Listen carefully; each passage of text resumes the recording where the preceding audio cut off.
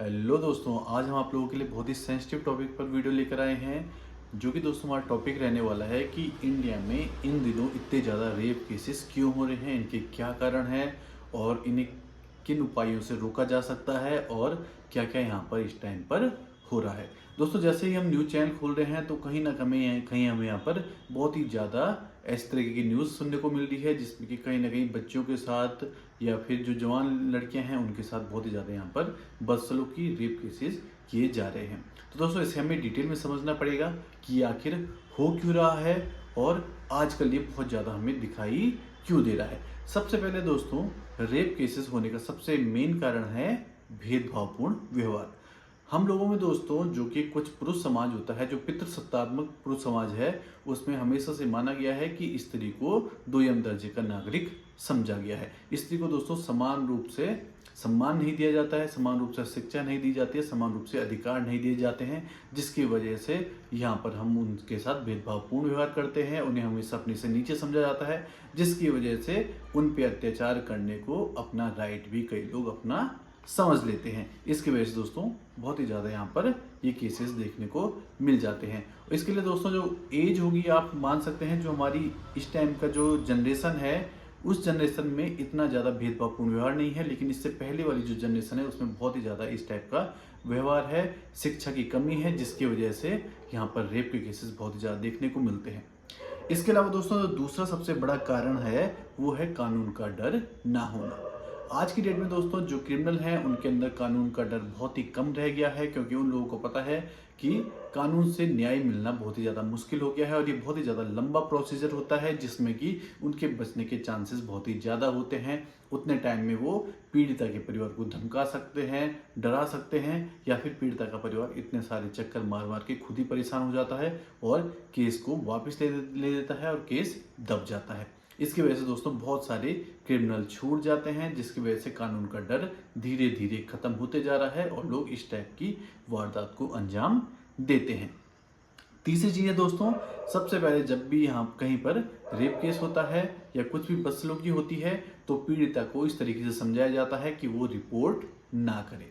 जब पीड़िता दोस्तों रिपोर्ट नहीं करती है कुछ टाइम तक, तो कुछ टाइम के बाद वहाँ पर सबूत भी कम हो जाते हैं। जो मौके पर सबूत होते हैं वो धीरे धीरे करके मिटने लगते हैं, जिसकी वजह से कुछ समय बाद अगर पीड़िता केस करती है, रिपोर्ट करती है, तब तक पुलिस वालों को भी पूरे सबूत नहीं मिल पाते हैं, जिसकी वजह से कई बार मुजरिम बच जाते हैं, अपराधी बच जाते हैं। इनसे उनका जो उम्मीद होती है, जो उनका हौसला होता है, वो बहुत ही ज़्यादा बढ़ जाता है। जब एक अपराधी बचता है दोस्तों तो वो कई औरों को भी उसकी तरफ ध्यान खींचता है, उन लोगों को भी अपनी तरह अपराध की दुनिया में लेकर जाता है, जिससे कि अपराधी बढ़ते हैं। लोगों में अपराध करने की जो क्षमता होती है वो भी बढ़ती जाती है और ज़्यादा अपराध करते हैं। इसका ये भी कारण है कि दोस्तों, इसके अलावा इसका एक और कारण है कि यौन शिक्षा ना होना और असहमति की शिक्षा ना होना, कि अगर कोई असहमति प्रकट कर रहा है तो उस समय किस प्रकार से व्यवहार होना चाहिए, इस चीज़ का ज्ञान ना होना और यौन शिक्षा का ज्ञान ना होना। इसका उपाय है दोस्तों कि हमें स्कूल से ही यौन शिक्षा और असहमति के बारे में सभी चीज़ें समझाई जानी चाहिए। इसके अलावा दोस्तों एक सामाजिक दबाव बहुत ज़्यादा इसमें कार्य करता है।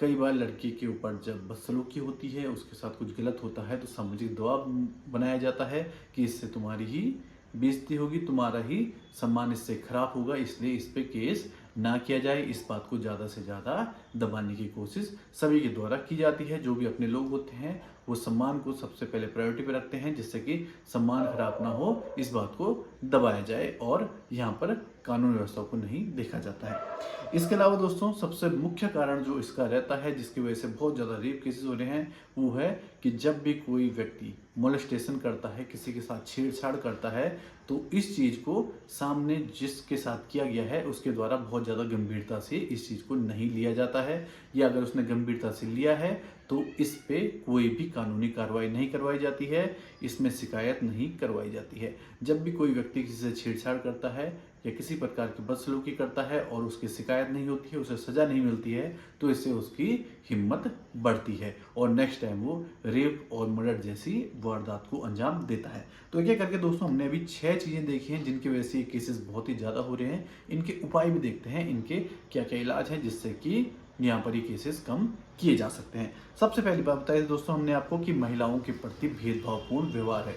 महिलाओं के प्रति भेदभावपूर्ण व्यवहार को ठीक करने के लिए सबसे पहले समाज को शिक्षित होना बहुत ही ज़्यादा जरूरी है। क्योंकि जब दोस्तों हम शिक्षा ग्रहण करते हैं, जब हम स्कूल में जाते हैं, तो हम देखते हैं कि हमसे कंधे से कंधे मिलाकर जो कंपटीशन कर रहे होते हैं, वहाँ पर लड़कियां भी मौजूद होती हैं। कई बार वो हमसे आगे होती हैं, कई बार वो हमसे पीछे भी होती हैं। तो इससे दोस्तों लड़कियों के प्रति सम्मान जागृत होता है कि वो हमें बराबरी की टक्कर दे सकती हैं और हमारा पूरा यहाँ पर मुकाबला कर सकती हैं। इससे दोस्तों भेदभावपूर्ण व्यवहार अपने आप ही कम होने लगता है।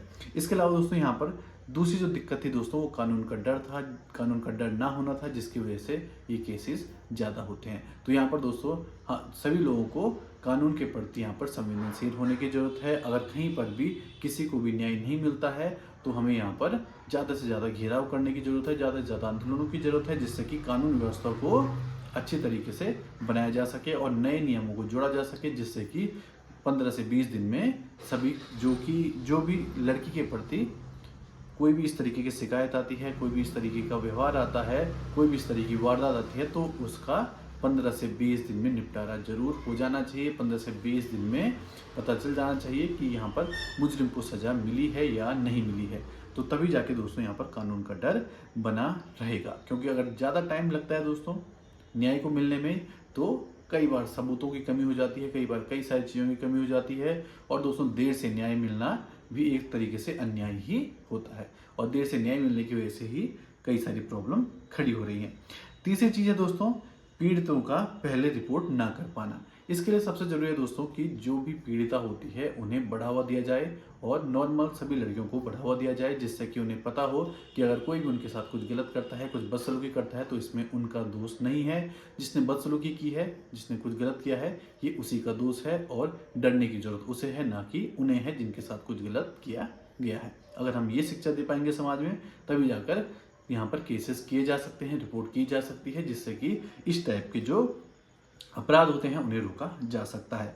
इसके बाद दोस्तों चौथी दिक्कत जो देखी थी हमने, यौन शिक्षा और असहमति की समस्या को समझ ना पाना, तो असहमति की समझ ना होना। तो इसके लिए दोस्तों शिक्षा की जरूरी है। अगर स्कूल से ही हमें यहाँ पर यौन शिक्षा या असहमति के बारे में शिक्षा मिल जाए, तो यहाँ पर कई लोग इस चीज़ से आगे निकल सकते हैं। इसके बाद दोस्तों पांचवी दिक्कत थी सामाजिक दबाव। किसी भी के साथ भी दोस्तों कुछ भी गलत होता है, तो सबसे पहले सामाजिक दबाव उसके ऊपर बनाया जाता है। इसके लिए दोस्तों पूरे समाज को ही बदलना होगा। किसी के साथ भी रेप होता है, किसी के साथ कुछ गलत होता है, ना ही उससे पूरे परिवार की इज्जत जाती है, ना ही किसी की इज्जत उससे जाती है। इस तरीके से किसी शरीर को, किसी लड़की को ऑब्जेक्टिफाई करना कि वो किसी कोई इज्जत है, उसका शरीर का कोई पार्ट उसकी कोई इज्जत है, यही सबसे पहले गलत चीज़ है। अगर कोई भी व्यक्ति किसी के साथ गलत करता है, किसी भी जाति करता है, तो इज्जत उस व्यक्ति की जाती है जो कि गलत और जाति कर रहा है। इसमें दोस्तों समाज को सबसे पहले अपनी परिभाषाओं को सुधारने की जरूरत है, तभी जाके इसमें कुछ किया जा सकता है। इसके लास्ट में आता है दोस्तों मोलेस्टेशन और छेड़छाड़ पर प्रतिक्रिया ना आना। कई बार दोस्तों कुछ लोगों के साथ मोलेस्टेशन होती है, कुछ लड़कियों के साथ, और कई बार छेड़छाड़ हो जाती है, तो इस चीज़ को बड़ी ना बनाने के लिए वो इसे इग्नोर कर देते हैं। और जब किसी अपराधी के साथ दोस्तों ये चीज़ होती है कि उसे इग्नोर किया जाता है, जब वो छेड़छाड़ करता है, मोलेस्टेशन करता है, तो उसको इससे बढ़ावा मिलता है। उसे लगता है नेक्स्ट टाइम वो इससे ज़्यादा कुछ कर सकता है, और उस पर कोई भी केस नहीं होगा, कोई भी उसको बोलने वाला नहीं होगा, जिसकी वजह से दोस्तों नेक्स्ट टाइम आगे बढ़कर वो कुछ ना कुछ बड़ी वारदात करता है। इसलिए दोस्तों छोटे से छोटा केस अगर हमें दिखता है, कोई मोलेस्ट कर रहा है, किसी को गलत तरीके से कुछ कह रहा है, या कोई गलत टिप्पणी भी कर रहा है, तो हमें उसकी भी शिकायत जरूर करानी चाहिए, जिससे कि समाज में एक डर बना रहे कि किसी के प्रति कुछ भी गलत चीज़ें नहीं की जा सकती हैं। इन चीज़ों का दोस्तों अगर हम ध्यान रखते हैं, तो काफ़ी हद तक हम अपने देश को एक सेफ कंट्री बना सकते हैं। क्योंकि दोस्तों अगर सेफ नहीं रहेगा देश, तो देश आगे कभी नहीं बढ़ सकता है। अगर हमारे घर की लड़कियां, स्त्री सेफ नहीं रहेंगी, तो आप समझ सकते हैं कि 50% जो हमारी जनसंख्या है वो स्त्री है। अगर वो सेफ नहीं है, तो देश कभी आगे नहीं बढ़ सकता है, हम गटर में ही चले जाएंगे और कुछ भी नहीं हो सकता है। इसलिए दोस्तों सभी लोग वीडियो को लाइक कीजिए, कमेंट कीजिए। अगर आप लोगों को कुछ और चीज़ें इसमें उपाय लगती हैं, कुछ और तरीके लगते हैं जिनसे कि चीज़ों को बदला जा सकता है। मिलता है दोस्तों नेक्स्ट वीडियो में, तब तक के लिए दीजिए इजाज़त। धन्यवाद।